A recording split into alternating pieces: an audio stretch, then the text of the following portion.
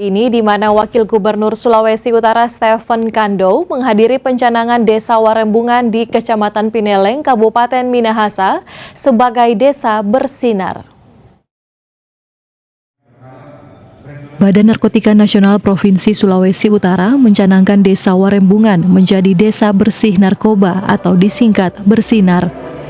Pencanangan Desa Bersinar ini berlangsung di Balai Desa Warembungan dan dihadiri oleh Wakil Gubernur Sulawesi Utara Stephen Kando.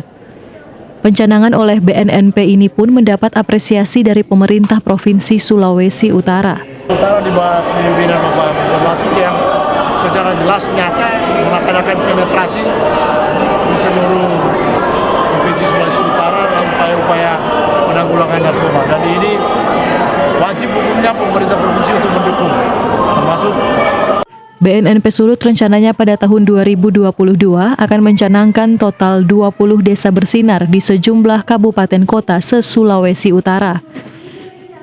Dengan makin banyaknya desa bersinar, diharapkan bisa mengcover sejumlah desa dan kelurahan yang rawan narkoba dengan kategori bahaya. Kami ada sekitar rencana dari BNNP dan jajaran itu ada sekitar 20 desa bersih narkoba yang akan kita canangkan tahun ini 2022 di Sulawesi Utara 2022. Itu dari dana dari DIPA maupun dari dana hibah dari Pemprov.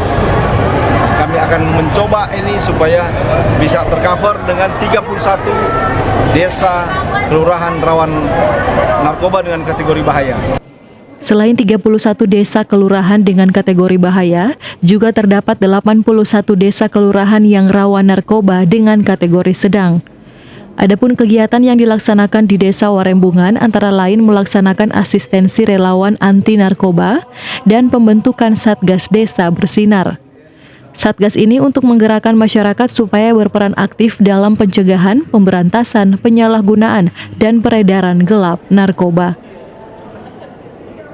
Paul Bawole melaporkan untuk Kawanwa TV.